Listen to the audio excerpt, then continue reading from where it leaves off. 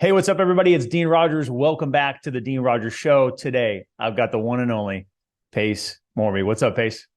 Dean Rogers, my guy. Thank you for having me. I appreciate you. Of course, man. Dude, I'm stoked to dive into your story. Share, you and what you're doing with more people because this is what you do best. Like, you're an incredible connector. For those that don't know Pace, he's the star of A&E show Triple Digit Flip. He made creative finance cool, and he is the leader of the SubTo community with how many students, members do you guys have now? Our collective community has about 20,000 people. It's crazy. It's growing by the day tenfold. It's insane. So real quick story before we dive in. I wanted to share something fun about how we first connected face to face for the first time. This was my first ever big event. So I've been doing local meetups for the past couple of years. Then I started collaborating with my good friends, Jason Pritchard and Stratton Brown. Amazing humans. Great people. Our alignment is 100% all on the same page. That's why we connected and collabed together. We then had a local meetup in Fresno, California, like we had been doing together throughout that year. And we had Michael Zuber and Ty LG show up to our local meetup. And they, within the first 5 minutes, were like, dude, whatever you guys got going on here right now, we need to do something bigger. We should work together on another big event. Let's go bigger. We love the energy. And we're like, done. Let's do it. When do you guys want to do it? Within 5 minutes, we're like, November 2022. Boom, it's on the calendar. The next day, I think Ty LG sent you a text, Jamil a text. We're like, yo, Fresno would love to have you. Instantly, you guys said, we love Fresno. Let's do it. We coordinated the schedules. Coincidentally, Henry Washington, I just saw him on a plane flight and he texts me. I text him. I was like, hey, we got Pace in on this event. Jamil, you want to be at this event? He's like, done. I'm there. He had a birthday party too for his daughter. He had to like work out his schedule. He's like, I'm going to make it. And that was our first big event we had in Fresno, California. I think the first ever real estate event of that magnitude brought to Fresno. And we had over 600 people there. I was surprised there was a venue big enough in Fresno to hold you guys. Right? Yeah. It was an epic event. Very, very epic. And it was like, it's like the perfect size. It's big, but it's not like arena big where you can't meet everybody. And it was one of these cool things where I spent half the day just meeting people and talking to people in the hallway. And they were so grateful for you guys putting this event together because the city needed that. It needed your guys' collaborative energy. And you guys doing such a great job. Thanks, man. I think you said something there that's big. What I love about our community is they are very grateful. Like, because we continue to just give value. And I think our community just feeds off that. And truthfully, to give you credit, I think where Jason and Stratton and myself, where we've kind of helped ourselves know what direction to take this in was we've kind of taken plays out of the playbook from you and Jamil and people like Brent Daniels and Sean Terry, all these great entrepreneurs out of Arizona and the community you guys have built of all collaborating together. We're like, dude, if they can do it and have great businesses and have fun working together and giving value to the community, like, why can't we do it too? So that's a really cool way that we first met. And it was so much fun, dude. It helped set off a lot of things. Yeah, you guys, I just saw a post the other day and I replied to, I think, Stratton Brown's Instagram story or post. And I was like, you guys are doing such a great job. Other people have done the same thing. Jamil and I started traveling around the country doing something called Pace and Jamil Do America. About 6 years ago. And we just said, there's not enough collaboration in this industry. It's a lot of very, very much like lone wolves running on their own. And nobody's really making a wave of impact. So let's travel around the country and collaborate with as many awesome people as we possibly can. And let's just speak at RIAs, speak at their meetups, and let's 10X everything that they're doing, right? And man, it's like Birmingham, Alabama, Manhattan, New York, Chicago, Columbus, Ohio, the most random places in Minnesota. We just said yes to everything to everybody for like 3 years. And I was on the road, 80 cities a year. This year I did 110 cities. Wow. And just meet people and meet people and meet people. But there's other people that will go, oh my gosh, this is so fun. This is infectious. But then like 3 months later, they stop. Mm-hmm. And what I got to say about you guys is that you guys take that momentum, which, you're building, and whether you took plays from our playbook or not, the thing is you guys kept going, and you are going, and you're building, and it's compounding, and it's impressive. Other people, they just quit. They're like, oh, this is hard.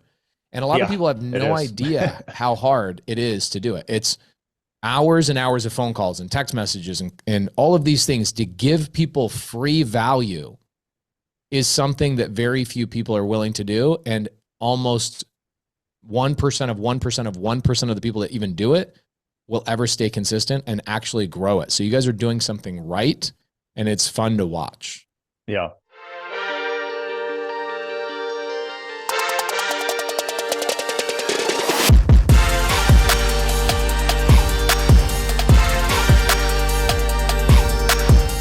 Dude, there's no question about it.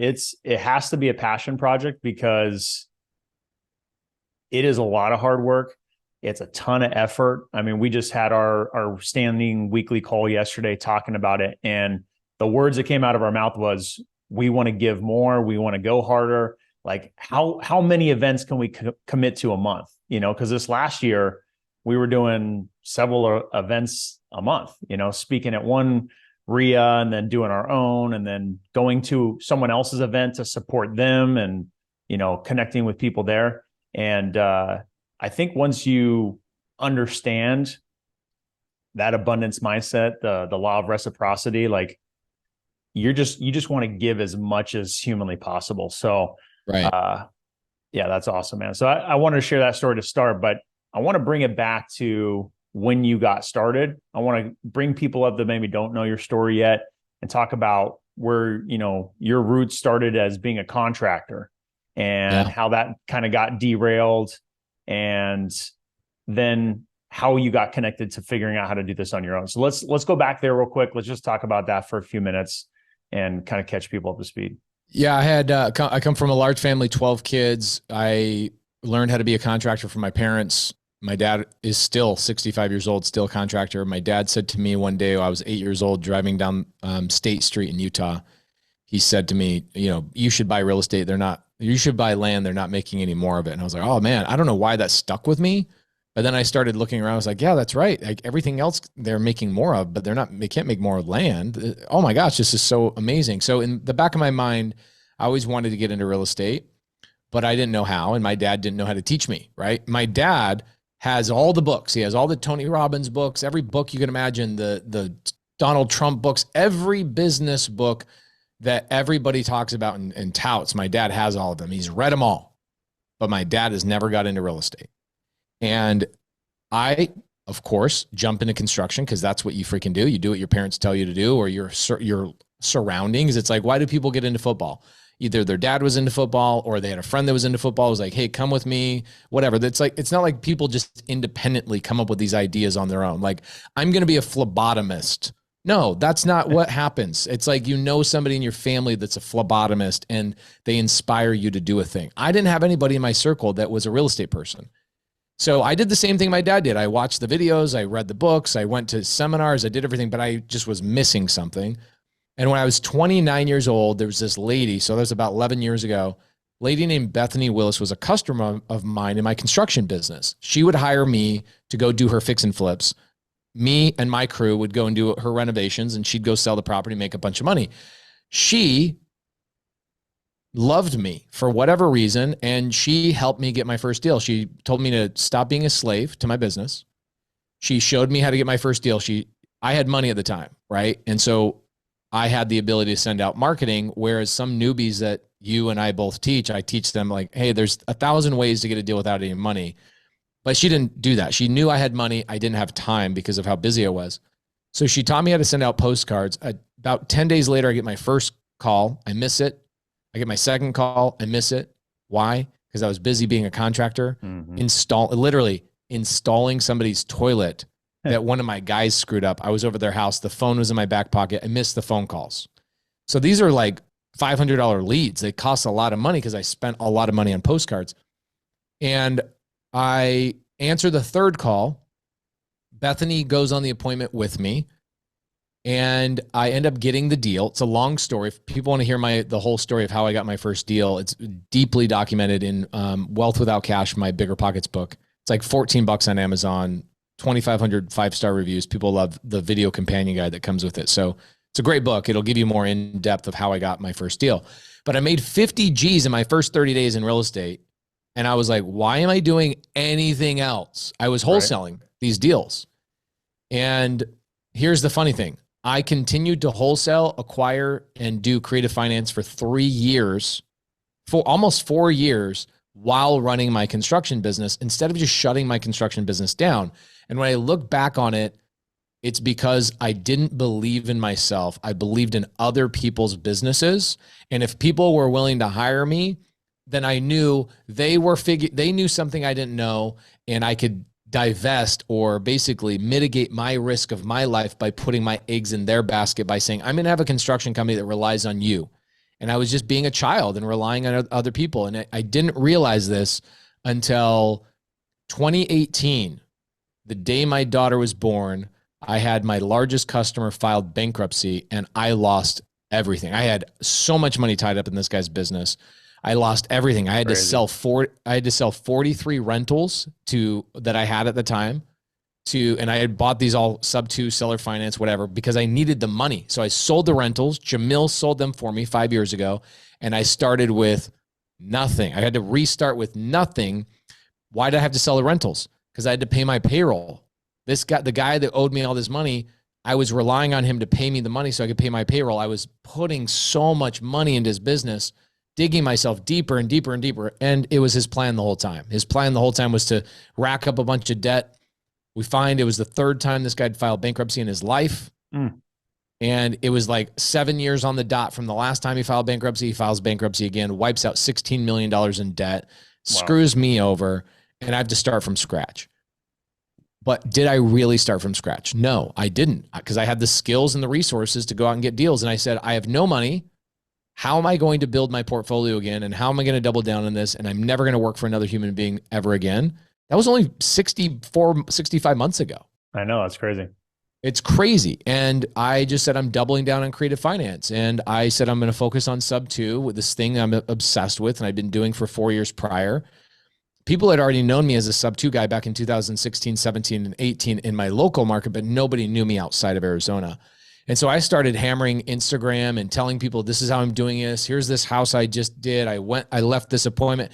Hey guys, this was 5 years ago. What I would do is I would take every recording that I had of every seller appointment I did that day, upload it to Dropbox, share my Dropbox link on my Instagram stories and go, here's my conversation with the seller. Here's how I explain this. Literally 15 minutes after I left the house, I was uploading the voice memos to Dropbox and sharing them with the world. And so it caught on like wildfire. There were people like, dude, this freaking guy is like doing the business and sharing with people. This is insane. Where'd you come up with that idea?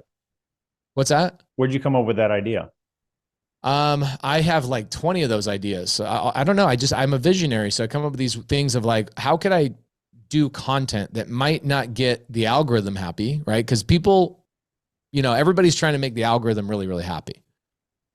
What I do is I go, I don't care if my stories get 1,000 views or 20,000 views.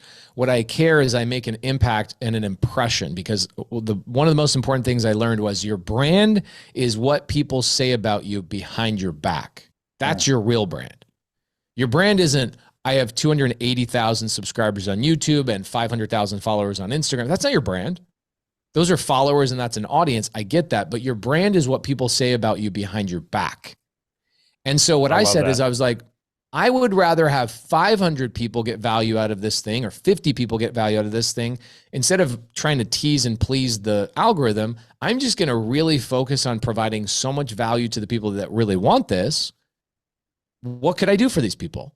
And so I was also doing things like, hey, whoever shows up at Circle K on Saturday, jump in my Prius and I'll take you around the whole day for 12 hours. Seller appointments, attorney meetings, raising capital, meet my contractors, the whole works, 12-hour days, 6 to 6, right? Saturdays were the time for me where I would catch up with everything because I go hard Monday through Friday. And then Saturday, I'm like, okay, nobody really wants to bother me Monday through Friday or Saturday.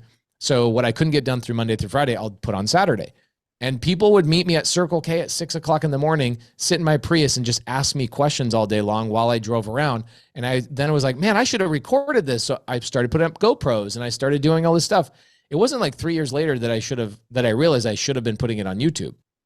But I would just do all this stuff to help people. And then I started doing meetups, and the meetups, I go, everybody does meetups at venues and title companies and all these things. I'm going to do meetups at busted down, broken ass houses that I'm in the middle of renovation. And I'm going to let people go, oh, I can't walk there. I can't walk there. I'm like, I'm going to show people what this business really looks like. So we started ordering taco trucks to these locations, and these meetups got bonkers big. Like 300-400 people would come to these freaking meetups. This is like 5 years ago.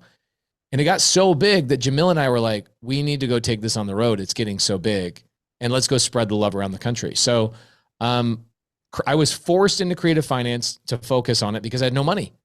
And doing SubTo, seller finance, lease options, wraps, all these things, I had no other option.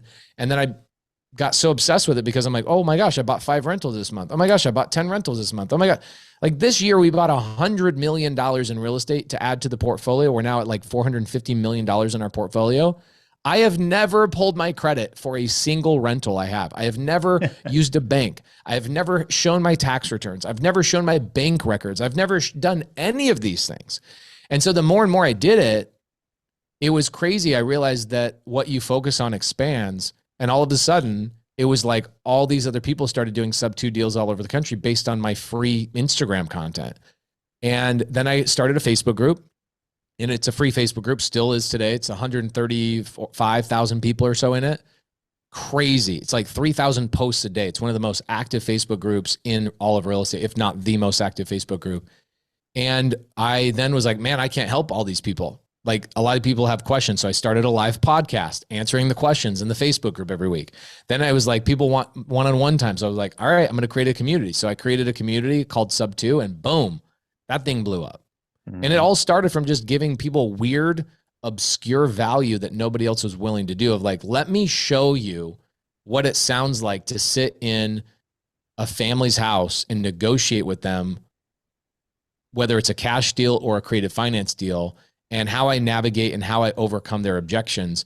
And still to this day, I get people that DM me from listening to those videos or listening to those audio samples from like 5-6 years ago. And they're like, that was the thing that was the pivotal thing for me, is to hear that the business is not that magical. Now, I know I'm going on long, but this is a really good point. When I was doing these meetups, I would also do these cool things where I'd give people like a day in my office for free. Like, hey, come to I'll give you, whoever does something, I will give you a day for free in the office. So I had this guy, Marlon Johnson. Now, 4 or 5 years later, he's one of the great leaders in my community. He's awesome. He comes to my office. He'd never done a deal before. And he just was like, it just seems like this unbreakable thing. I cannot break into the business. I can't figure it out. I've read every book. I go, come sit in my office. But what I want from you is I want you to tell me, like, what's the number one thing you learned by sitting in my office and watching my team work? Tell me what it is at the end of the day. And it was so profound yet so simple what he said at the end of the day. He comes to me, he goes, dude, you changed my life.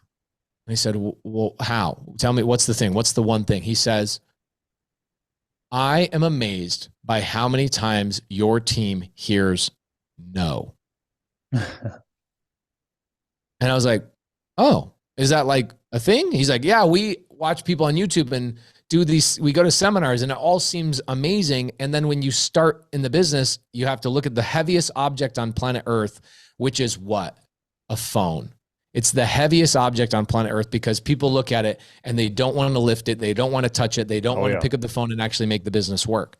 But when he watched my team, yeah, okay, no, okay, no, okay, no, okay, no, 100 times, But at the end of the day, the company made 20 something $1,000 in assignment fees. He's like, even though you got 100 no's, your company still made 20 grand today. I am blown away. And I just watching your team go, I'm here for 8 hours.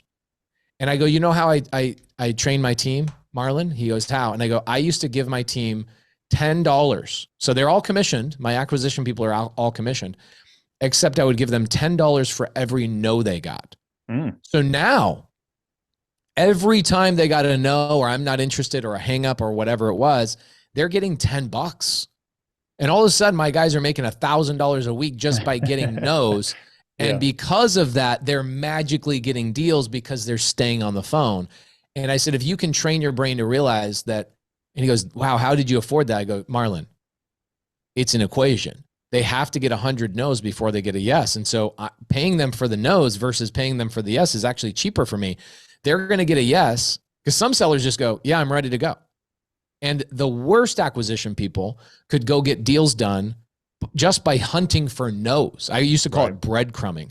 I'm like, Hansel and Gretel, they'd throw the breadcrumbs down and then that would lead them to their next location.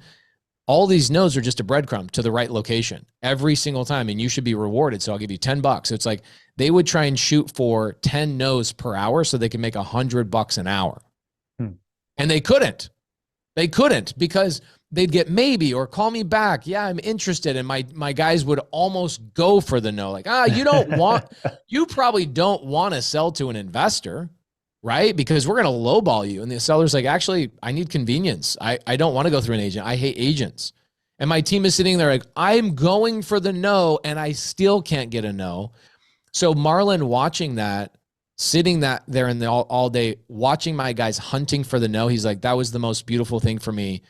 And anybody that's in sports, Dean, you're obviously prolific in sports, and people that have been in the gym a lot know that it all comes down to these invisible things that you have to do 100 times a day that nobody gets to see, right? What do they say? They say you get rewarded in public for the things that you do in private. Yep. And a lot of people just don't understand that. And they want a job. They want to be told what to do all day long rather than go out and create it and pick up the heaviest object on planet Earth. And so we just created this amazing, fun environment, and everybody got infected by it. It was a virus, and it went nationwide. And now we do even crazier things and all sorts of fun things. I wish I knew when I was starting out, I would have done things a lot differently, but that's the point. The point is learning through all of these crazy things that you do. And now I'm sitting at the top of this mountain that I never thought I would be able to climb. And I didn't even realize. I just kept walking up the hill. And one day, like a couple of years ago, I'm standing on top and I'm like, wait, what's next? And so then I had to create new things and new mountains and new challenges that nobody else had ever done in the industry. And so, just having a blast. Yeah, no, I can tell. No, you're having a lot of fun. So you said something there. That's why I love real estate so much, because the barrier to entry is so low, so low. I mean, the reality for me when I got started walking away from the NFL, when I got started in real estate, it was because I needed something that was going to pay me more. Like I needed another vehicle to get me back to that dream life I saw was possible. And I got started literally with little to no money and found Sean Terry's podcast, and, He's a gangster. Yeah, an OG for sure. And that was all I needed. But real estate is so simple, but the execution of it is doing the stuff over and over and over again and getting better and building from there. But I relate it back to football. Like the only reason I got to the NFL was not because I was the fastest, the strongest, the most athletic. Like it was not those things, even though sure I was, gifted and skilled at those things. It wasn't because of that. It was because I was willing to put in the work over and over and over again consistently and put myself in the position to do well. Right. Yeah. It's the cockroach. You're the cockroach. You can't be killed. Yeah. You'll outlast everybody. The cockroach outlasted the dinosaurs, bro. Like these mighty, magnificent creatures did not live through the cold age, right? But cockroaches did. And even though they're these little, tiny little things, people go, how do you do it? I go, I'm just a cockroach. You just can't kill me. I'm not stopping. I'm literally just outlasting everybody else. That's it. Yeah. Everybody else gives up. They stop. A cockroach is a cockroach every day. So as lowly as that description might be, what it does is it ties back into that Marlon thing of like, Marlon was thinking we all have to be these prolific, unbelievable, shiny people that just, you pick up the phone and They're everybody so says good, yes. Right? Yeah. And the second a new person picks up the phone and they get a no, they're like, oh, this is really hard. Oh, you know what? I've got to clean my room. I've got to do laundry. I got to clean my car. They'll do anything but what they need to do. And it's the same thing with going to the gym as an athlete, right? I know I need to go do strength training. I know I need to skip Friday night parties because we have a thing on Saturday. I know those things, yet there's teammates I'm sure that you just watched that just ruin their lives because they took the easy route rather than show. It's like, what did Kobe Bryant do? He was a freaking machine. After a game, he'd go back and start shooting more shots, you know? After they won a game, he'd go back and do practice for 4 hours, right?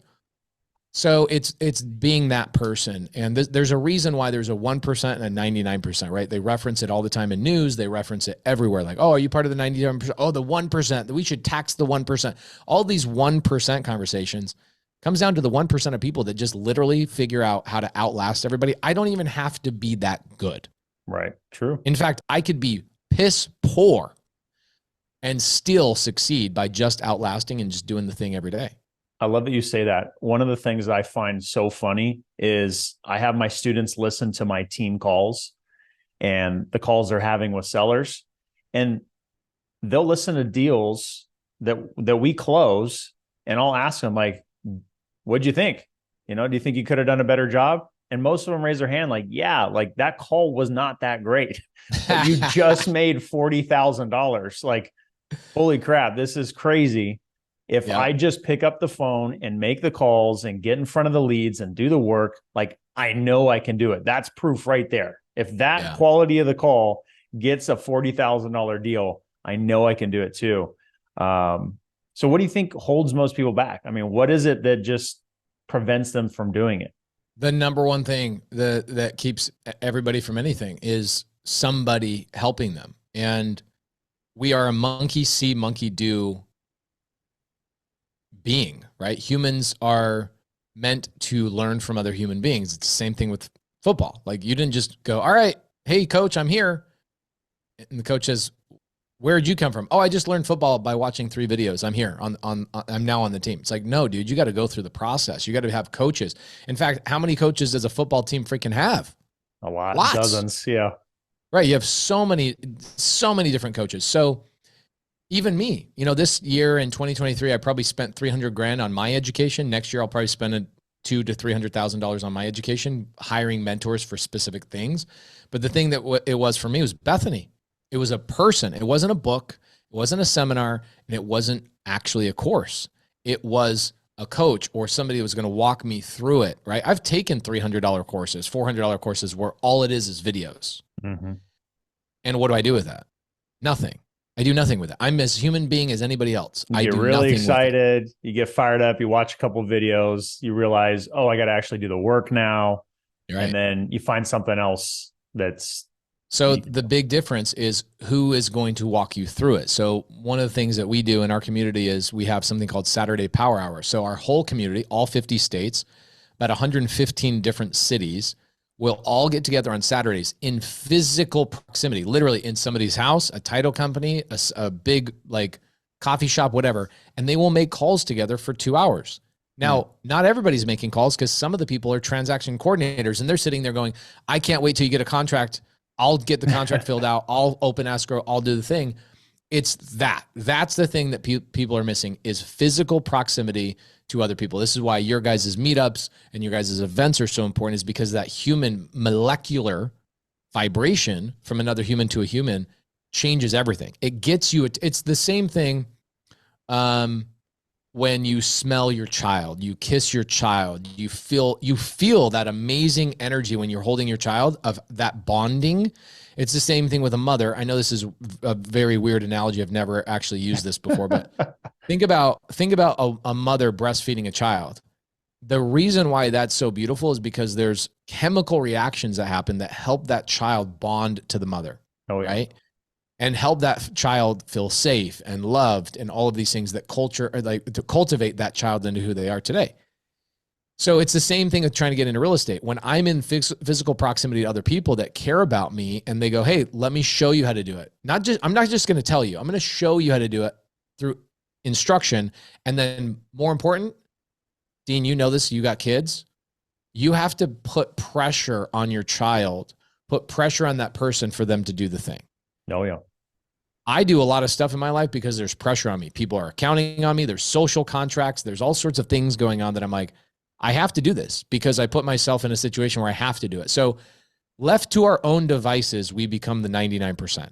Yep. And when you understand that big secret, you can get into the 1% by just going to people and saying, can you show me? Can you help me? It's like showing your students the live seller calls, right? Or recordings of them. What they now have to do is they go, hey guys, let's get together and make calls together on Saturday. Everybody in Fresno, let's get 15 of us to go together and make calls for 2 hours. And dude, it changes people's lives. They go, I would throw away all the seminars, all the books, all the YouTube videos, all the courses I've ever paid to have just 2 hours in physical proximity with people that are actually doing the thing. I love that. Well, I mean, there's nothing better than taking action, because I think on top of needing someone to help them, they create these own fears. You know, I had the fears when I first got started. I know I was terrified to call sellers, and just getting over that fear of picking up the phone and making the call. But once you are in action, in that mode of taking action, fear and action can't exist at the same time. So when you're constantly taking action, you're pushing that fear aside, and that's how you kind of keep that momentum going. Yeah, it's like you go to the gym even when you don't want to, but then 15 minutes into your workout, you're like, gosh, dang it, I'm so glad that I'm here. Right. Yep. And it's tricking your stupid brain, the stupid lizard in your brain, the prehistoric lizard that is in there saying, conserve energy. You know, we don't know what's going to happen. We don't know when a dinosaur is going to come and eat us. Conserve energy. You need to conserve energy. Find the path of least resistance. Hoard your food. Hoard your this. Keep to yourself. Don't trust anybody. That lizard, when you know that lives in your brain from prehistoric times, you know, oh, dude, am I living the life that my lizard wants me to live, or the life I want to live? And so yesterday I'm like, I was in a funk. So I just threw my running shoes on. That's sometimes the only action I have to take is throw on my running shoes. And now I'm looking down at my feet and I go, they're meant to go running. So then I run 2 miles to the gym. I work out of the gym. And guess what? Now I'm forced to run back because I didn't bring a car. So it's just those little bits of action. Hiring a coach is like putting on shoes. It's like, you've done the thing. All right, great. Now you need to connect with somebody inside of that community that's going to take you to the next level. Somebody else that's already doing the deals. Go hang out with them, jump in a car with them, listen to them speak, watch how they operate. How do they plan their day? Be around that energy. And that's how us as human beings learn anything. Totally.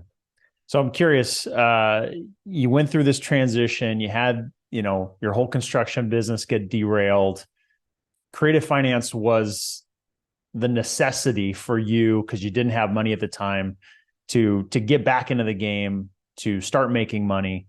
How did you get good at creative finance? I mean, was there someone that was showing you the path at the time? Like, how did you learn it? You did what? Eileen Brown, 41 years in title and escrow at that time. This was 9 years ago.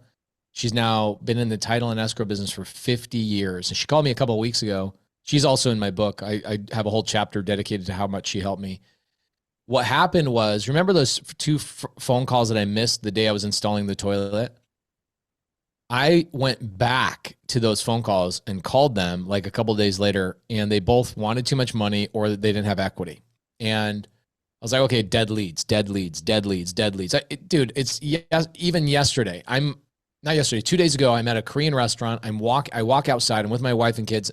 Some guy recognized me. Oh my gosh, you're Pace Morby. I go, yeah, who are you? What's your name? He tells me. And he says, man, I love what you've done with creative finance. It's amazing. He's like, but wholesale is like really where I like to stick. I'm like, so you can't wholesale SubTo and seller finance? I don't, what do you mean? Like, you want to wholesale only cash deals? He goes, yeah, I got all these dead leads. There's nobody that is a perfect fit for Sub2 and seller finance. I go, all of your dead leads are a perfect fit. In fact, I built my entire business.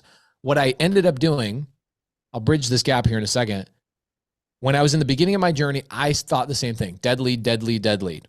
I would open escrow at this title company with Eileen Brown. Eileen Brown then says, dude, this is amazing. You got 3 contracts in your first month. This is awesome. How are you generating leads? This is so cool.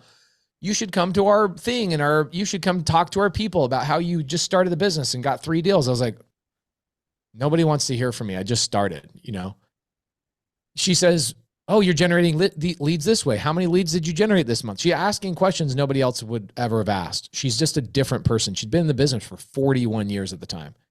And I tell her, she says, what are you doing with all your other leads? I go, well, they want too much money or they have no equity. And she goes, have you not heard of seller finance and subject to? I was like, subject who? What? And she whiteboarded it for me, bro. She changed my entire life. And I learned directly from somebody who was closing those deals for other people. And she's like, there's 5 other people in town that do these creative finance deals, but they don't want anybody to know them. And I go, really? And she goes, maybe you can call them. I'll introduce you to them. So I called all of them. None of them wanted to share with me, help me, do anything. So I just latched onto Eileen for probably another 2 years. And I just worked with her. I then got an attorney named Sean St. Clair, who's here locally. And then I started branching into Atlanta, got an attorney there named Marcia. And I started learning nationwide Sub2 stuff. This is maybe 7 years ago.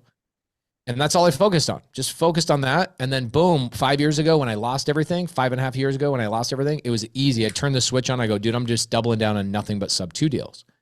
Here's what I did. I stopped generating leads. All I did was I networked with other wholesalers and I said, give me all your trash. Mm-hmm. Give me all the sellers that want too much money. It's probably 40, 50% of your freaking leads. Give them to me. I'll pay you $1,000 every time I close one as a referral fee because you referred the lead to me, but I had to go and follow up on it. And I built my whole business off that. And literally, that's what probably 30% of my community does, is just reach out to wholesalers that don't know what to do with their leads.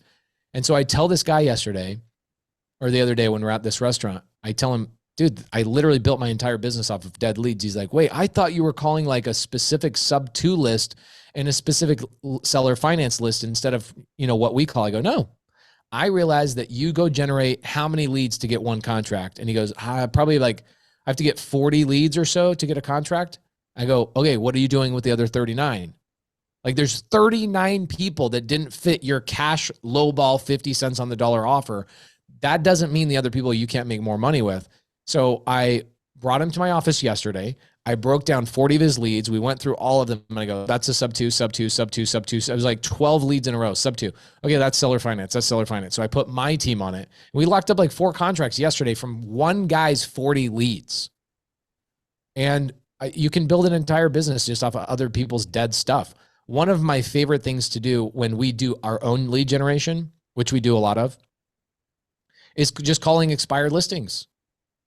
I'm just calling sellers who tried to sell, agents couldn't, they got fired, and we call the seller directly. And that's where probably 30% of my deals come from. Sub2 deals just come from expired listings from other people failing to sell the property. And I'm just like, I will take everybody's crappy leads because they don't know one skill. And not knowing one skill is massive, because think about this. When I sold my 43 rentals and I liquidated everything so I could pay my payroll for like 3 or 4 months as I shut down my construction company, why did I sell those 43 rentals? It's because I didn't know how to raise money. Mm-hmm. If I knew how to raise money, I would have just said, hey, uncle, hey, cousin, hey, traveling nurse that I know that has a 401k, I need you to give me a loan against these properties as collateral. And I need like $300,000 to shut down my construction business, pay my payroll, and then rebuild from there. I would have not had to have sold those 43 rentals in 2018. Those houses all doubled during COVID. Yeah. I sacrificed probably $4 or $5 million in profit to get $200,000 or $300,000 out of these properties because I didn't know one skill, which was raising capital. Mhm. Now, ironically, I shut down a construction company that was doing $20 million a year in revenue. Now, 5 years, 6 years later, I have a team. I know skills and resources I didn't know before. Now we're buying construction companies with creative finance on seller finance. And it's funny that I was like, I couldn't wait to get rid of my construction company then, but now I'm buying construction companies. Why? Because of one skill of learning how to run a business without you being involved. One skill will change the trajectory of your life. And so these wholesalers that all they're doing is lowball cash offers, they're not doing SubTo and seller finance the right way. If you are doing SubTo seller finance deals the right way, you get 50 leads. Most people are getting 1, maybe 2 contracts out of that. Yep. And when you're using creative finance, you're going to quadruple that. You're going to get 8 contracts out of 50. It literally is a 4x factor just because they learn that one skill. So for people that are starting out, I have a lot of videos on my YouTube channel watching me take a wholesaler's dead leads, calling their dead leads and saying, hey, Jim called you a couple of weeks ago, says they couldn't make the deal work. What if I just take over the payments and give you like $3,000? Would you be open to that? Oh my gosh, yeah, that'd be great. You guys can do that? Literally, you guys can watch me make these calls on YouTube. There's no excuse for you not to get into the business. Just, it's free information, free leads, and you don't have to have credit or credentials or cash to get started in this business. It's bonkers. You said something earlier, Dean, about the barrier to entry is so low. Okay, so why would somebody go 12 to 14 or 16 years to college to become a doctor just to make $400,000 or $500,000 a year when you could do 4 or 5 months working on somebody else's wholesale team, making some money as a commissioned acquisition person, then break out on your own and go make $300,000, $400,000, $500,000 a year without any of that? Mm-hmm. It's because human beings overcomplicate things. And when something's easy or simple, they go, oh, no, that must be too good to be true. Right. I'm going to go dedicate 16 years of my life getting student debt to make $500,000 a year and work for somebody else.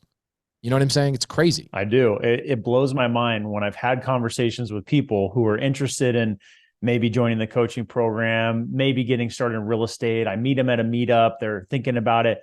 And then I find out, oh, I'm just going to go back to school. I'm like, oh, no, don't do it. It's because they need somebody to tell them every little step of what to do. They're used to being in the employee mindset, which is, where do I go? What do I do? What time do I show up? What time do I go to lunch? What time do I get out? What days am I allowed to have vacation? And it gives structure to them, and they have not been trained, right? This is why a coaching program like yours is so important, is they have to be trained to know what that other world looks like.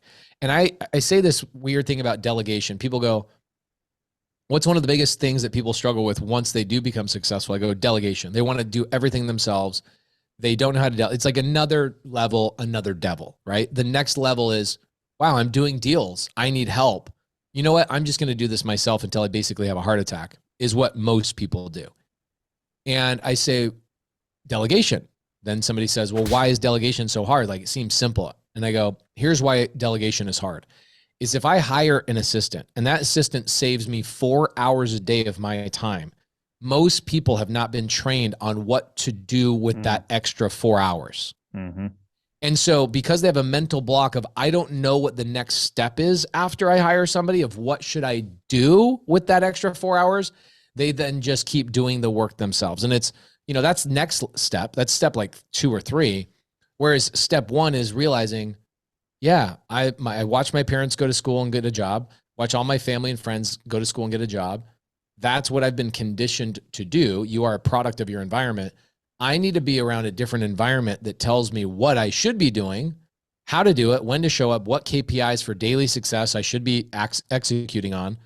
And then I can take those little bitty, tiny little actions. And then you wake up one day and you go, I'm free. And you don't realize until you step out of that employee mindset how imprisoned you really are, and that you're dedicating your entire life to letting somebody else tell you what to do. Yeah. I did that to myself for years. I did that to myself for years, coming up with excuses why I couldn't hire someone to do acquisitions. Like, I'm so good at closing deals. No one's going to be able to do it like me, blah, blah, blah. Me too. Once you finally see the light and experience it, you're like, oh, Should have done this like way sooner. Yeah, I think my biggest issue was getting away from going on the appointments myself. I loved it. I loved taking people to appointments. I loved meeting with the sellers.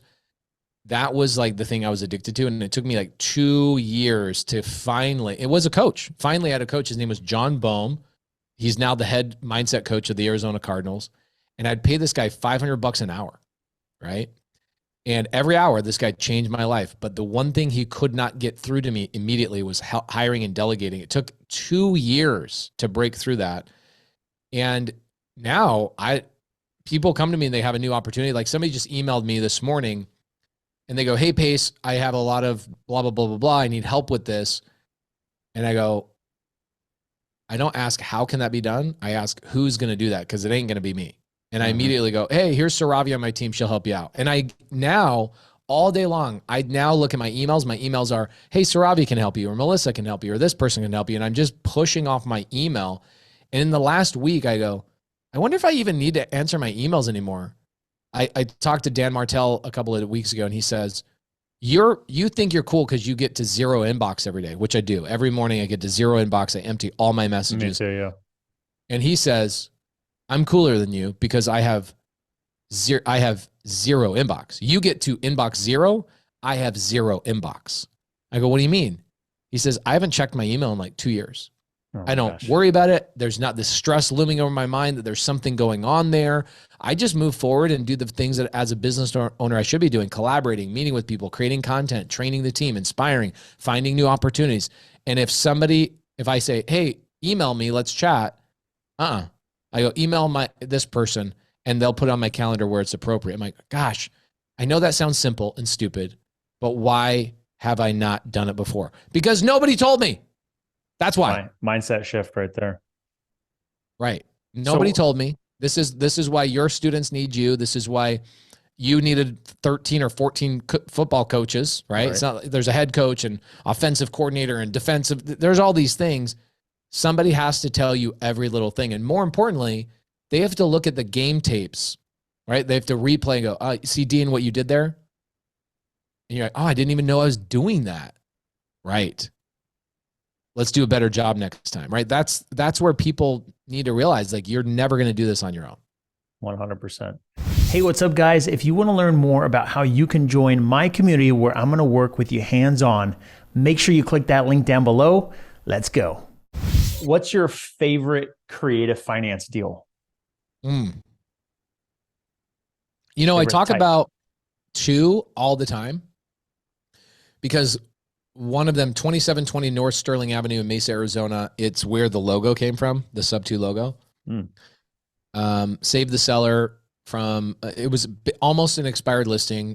So it was like the top 10 objections that everybody has with creative finance.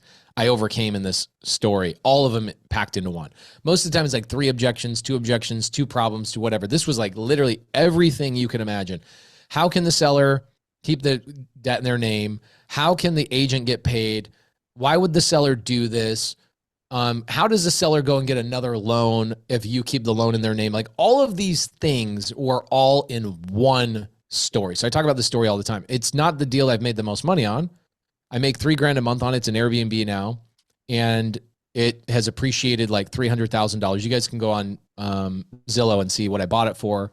It's like 387,291, like some random dollar amount, because that's what happens when you buy houses subject to. You just take over the existing mortgage at whatever the balance is, and it solved all the problems. Seller sends me a text message like 1 o'clock in the morning, a week after we close, and he says, "Thank you so much for solving this problem." I reply back and I say, "Isn't it amazing what creative finance can do?" And he replies back and he says, "SubTo," and he throws up this peace sign logo. I go, "That's my logo. That's my logo." And so I love that story. But one of the best deals I've done are probably one of my really big multifamily deals. We just closed a 160 unit, $20 million SubTo deal in Tucson, Arizona. I just closed last week a $5 million RV park up in Glacier, Montana, or Glacier, right next to Glacier Park, Montana. And then we did a really great deal. This is a smaller deal, 43 units, San Angelo, Texas, $3 million purchase price. $0 down, 4% interest, seller paid closing costs, and the seller gave me 50-year seller finance, no balloon. What? 50. Yeah. Oh my gosh. I've got like 12 of those. And why is that? Is because one, the seller didn't want a down payment because I educated him on the fact that if you get a down payment, you're paying capital gains tax on every dollar you receive. Mm-hmm. So let's mitigate that. Let's stretch out the payments as long as possible so that you can use your write-offs on any given year against the capital gains that you receive in that year from me. And also, I convinced him, dude, his name's Mario. I go, Mario, and this is recent. This is like 24 months ago. I personally went to that appointment. It was a hard thing for my team could not overcome this guy's objections. And I flew out to San Angelo because it was going to be such a good deal. And I worked the deal out with this guy 24, maybe like less than 2 years ago on the hood of his Escalade. And I convinced him, I said, this is a good deal for you because your child who's sitting in the Escalade waiting for you to be done with his appointment will still receive payments from me far after you're dead. Like your son's going to get 11 grand a month, every single month, you know? Now will I actually pay this guy over 50 years? No. What I'll probably end up doing is I've now owned it for 2 years. The property's gone up like 300,000 or 400,000 in value. When it gets up to like $5 million in value, I'll refinance and suck all the money out and redeploy that money somewhere else, and I'll pay off his loan. But still, if I decided to just hold that for 50 years, I would hold that for 50 years. And anything's possible in creative finance. And some of those stories really show you. I have this really crazy deal in Atlanta, Georgia. And one of my students brought it to me. It's a gorgeous, like 8,000 square foot house right downtown. And it's a historic house, been around for like 200 years. Just gorgeous. Like you think of the size, it's just unbelievable. It's like 3 houses away from the mayor's house. Gorgeous house. And this lady gives me seller finance. And my students are like, what is possible? You keep saying creative finance is anything's possible. I go, here's what's possible. I can write in my agreement with this lady that every time I go to Atlanta, she's required to take me to steak dinner. And that's the cool thing about creative finance. When I create a note and deed of trust, I can put anything I want in there that we agree on. Like, you know, this lady's going to sell the house to me and I'll give her a down payment. But for that down payment, I want her to paint her car pink and shave her eyebrows. I can put anything I want into an agreement. And with her agreement, she's a sweetheart. She's taken Jamil and I to steak dinner probably like 12 times. Every time I go to Atlanta, I'm texting her, hey, we're coming to Atlanta next week. She's like, oh my gosh, I can't wait. Let's go to this place. And although it's written in the agreement, it just was a funny thing to show people that anything is possible with creative finance. Yeah, I love that. So a couple things I want to end with here is talking about the abundance mindset and the go-giver mindset. I think that was one of the biggest shifts for me, is realizing that it transformed my business, it transformed my life, and made it so much more fun all throughout the whole process. So at what point did you realize that the abundance mindset, the go-giver mindset, was something to go all in on? When I was in high school.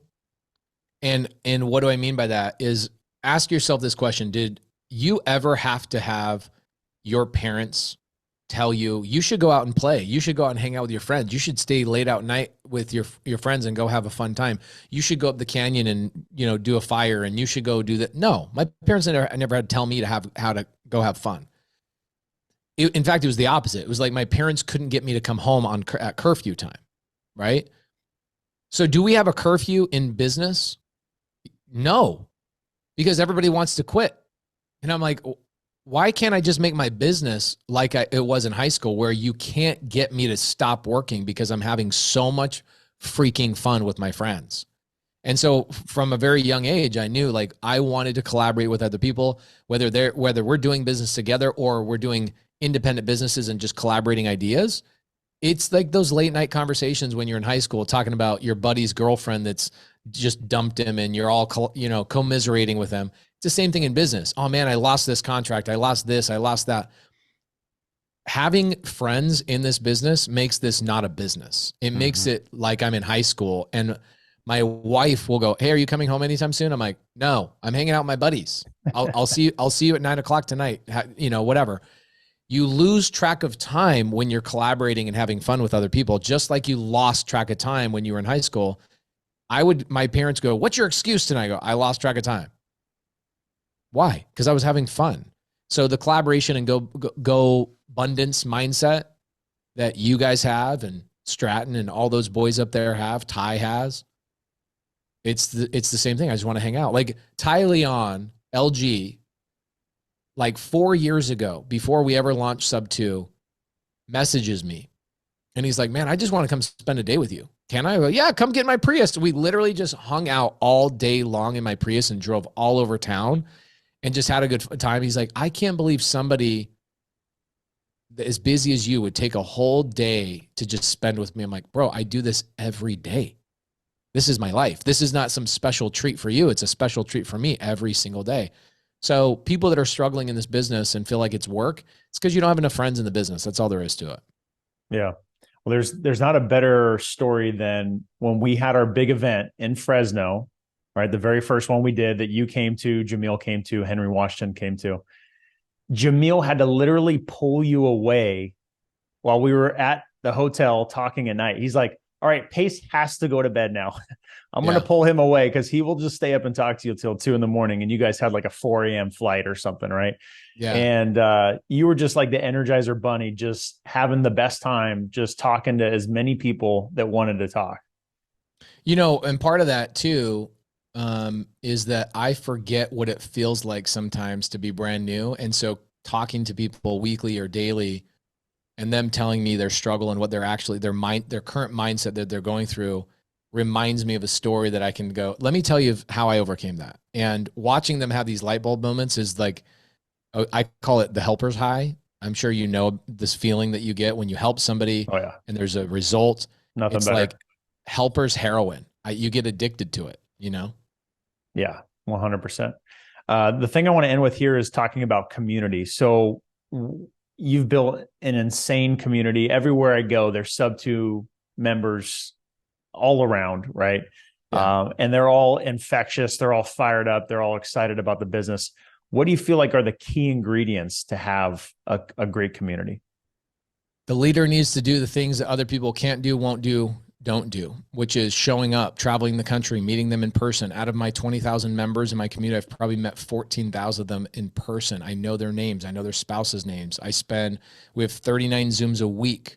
I put in 12 to 20 hours a week myself getting to know them. Like tonight, I will do a 5-hour Zoom, meet a bunch of the new people and say the same things I've said 1,000 times to other people before them. But all of that, right? Leadership comes from the top. Culture comes from the top. The next thing is you have to set it up kind of like the Mormon church. And I kind of have a cheat code because I'm Mormon, so I understand how this works.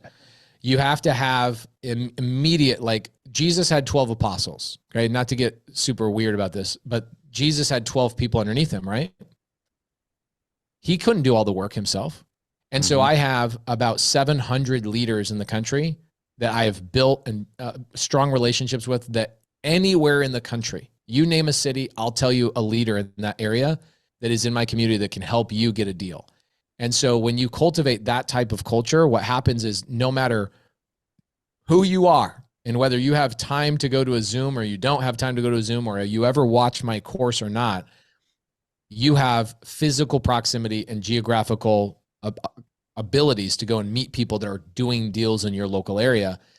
And that person becomes more important than me, the person at the top, because that's the person that's going to be directly connected with them. And they're incentivized to help other community members because they make money by doing deals with them, right? Yeah. Real estate is one of these amazing businesses that as we help people, we have the ability to make money. In construction, it's not like that. I could give people advice on construction all day long. I'm not getting paid on that. It's their job, their insurance, their workman's comp, their team, all their things. I'm not getting paid on that. This is the greatest business on planet Earth. The more people you turn into leaders, those leaders now get incentivized to be financially benefited by helping other people in your community.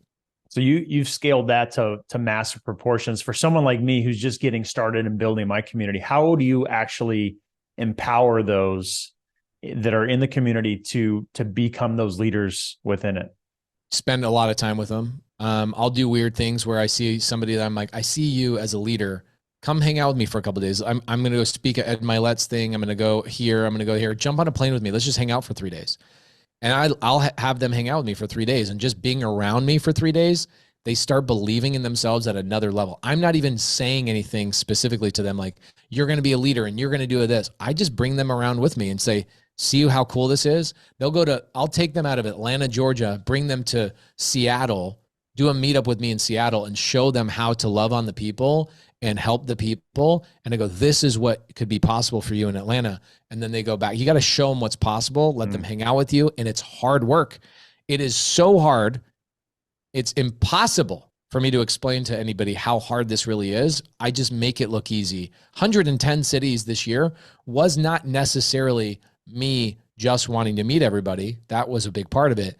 It was also identifying future leaders in my community and then pouring into them and showing them what's possible. We have, I don't know, hundreds of people that their entire job is just leading the community and doing deals with new people. It's literally just a funnel of new people coming to them and going, I'm in Dallas. Okay, Carolyn and Myron Briley will help you get your first deal this week, right? And that student won't talk to me maybe for 2 or 3 months until I'm in Dallas. And then when I meet them, they go, dude, I joined 4 months ago. I did this. I hung out with Carolyn and Myron. I got a deal. And this was, oh my gosh, this is insane.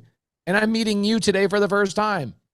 So it's hard work. It's 5-6 years of arduous journey uphill that nobody else wants to do, which is why our community is so vibrant and is growing, is because, again, your brand is what people say behind your back. Now, I don't care what other influencers say behind my back, because those people are always going to want to compete with me and hate me because I'm doing something they wish they could do. That's just the name of the game. What I'm talking about are the people that need my help. They're out there searching and vetting, like, is this person as legit as he conveys himself on the internet? And when they talk to somebody else and that person says, dude, are you kidding me? This guy did this, this, this, and this. He was here 2 weeks ago. You missed the meetup. He stayed out till 1 o'clock in the morning talking to every single person. Yes, that guy's legit. That's brand. And I would say I'm the only person in the real estate industry. I have to drag Jamil by the ear all the time. He took 6 months off this year. He didn't travel with me. I went to like 80 cities without Jamil. And all of a sudden, guess what happens in Jamil's community? The culture starts settling in and turns into a mentorship. And I go, bro, okay, the difference between a community and a mentorship is when the mentor goes out into the community and meets the people. That's the difference. And so Jamil calls me a couple of days ago. He goes, I'm ready. I'm ready to get back on the horse. I needed a break. I was zapped my energy. And so it's hard, but that's what I do every single day. Yeah. Well, dude, I want to thank you. I appreciate everything you've done for the real estate community. I know you've definitely helped kind of set the roadmap for myself and Jason Pritchard, Stratton Brown. We have created like our own community we call Deal Champs now. And we've got our Deal Champs Summit, our first one coming up in 2024 in April. Yes. We might have your wife come speak at it. And so what month is it? In April 19th and 20th. Oh, dude, that's dope. Yeah. Yeah, we reached out to her. Exciting. She said she's down. She said she had to check with you, sync calendars. I think we're going to the Masters in April, and then I have my big event. We have a 3,000 person event, April 26th, 27th, 28th. So I think the answer is yes. I always got to double check on the schedule. That's cool. I'd love to see her on stage and come out there and support her. That'd be freaking sick. That'd be amazing. Let's make it happen. Thank you, brother. Appreciate you. Of course. Yeah. So, dude, just want to thank you. How can people connect with you? What's the best way for people to connect with you now? YouTube, if you want like long form content. My average video is an hour long. I don't give a crap about the algorithm. The algorithm can kiss my butt. I just want to provide long form videos, whiteboard, break down things the way I wish I learned. And then if you have a question for me, go on Instagram, DM me. I actually answer. It's one of the very few things I have not delegated is I answer my own DMs and I voice memo most people's questions. They ask a question. Oh yeah, that's a great question. Here's the answer. Go to this person. They'll help you out. Boom, done. So connect with me on YouTube and Instagram DMs. Cool. Well, awesome, man. And congrats on the new baby on the way. You're catching up to me. I've got you beat. I think I've got 4 and you're about to have number 3. Is that right? 4. This will be our 4th. Okay. All right. You're catching up. We're going to be even then. So, well, now we were going to stop, but now I have to have a 5th just because you said that. Well, my wife's already telling me that she's going to try to get another one out of me. So you can do it. I believe in competition. Well, cool, man. It's been such a pleasure. Thanks for being on. Guys, Pace Morby, incredible leader in the industry, in the community. And until next time, peace. Later, brother.